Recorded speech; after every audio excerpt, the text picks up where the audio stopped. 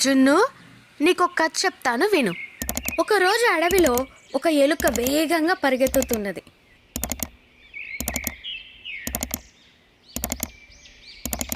కొంతసేపటికి దానికొక కోతి ఎదురొచ్చింది.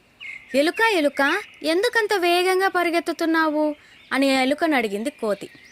అక్కడ ఒక పెద్ద జంతువు ఉంది, నాకన్నా చాలా పెద్దది, అది నన్ను తినేస్తుందేమోనని పరిగెత్తుతున్నాను అంది ఎలుక. అయితే అది నన్ను కూడా తినేస్తుందేమో, పద పద, నేను నీతో పాటే పరిగెత్తుతాను అంటూ కోతి కూడా పరుగు ప్రారంభించింది.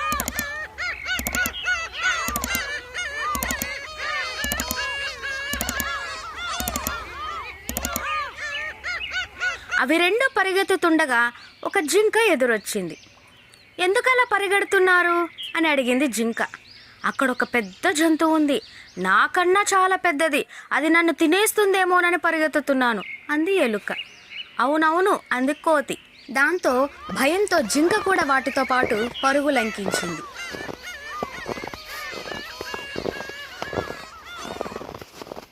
కొంత దూరం వెళ్ళగా వాటికి ఒక పులి ఎదురొచ్చి అదే ప్రశ్న వేసింది. ఎలుక మళ్ళీ అదే సమాధానం చెప్పింది. వాటితో పాటు పులి కూడా పరిగెత్తింది.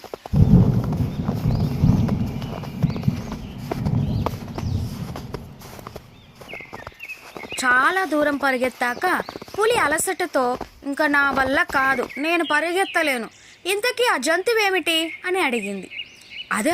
అది పెద్ద గండు ముంగీస, నా వైపే వస్తుంటే తనేం చేస్తుందోనని భయపడ్డాను అని అమాయకంగా చెప్పింది ఎలుక. కోతి, జింక, పులికి కోపం వచ్చి, ముంగీస మమ్మల్ని తింటుందా, అనవసరంగా భయపెట్టావు అని కళ్ళెర్ర చేశాయి. నన్ను తింటుందని చెప్పాను, మిమ్మల్ని తింటుందన్నానా అంది ఎలుక అమాయకంగా. నీతి: నిజమేమిటో తెలుసుకోకుండా ఎదుటి వాళ్ళ భయం మన భయం అనుకుంటే అది అవివేకం. అర్థమైందా జున్ను?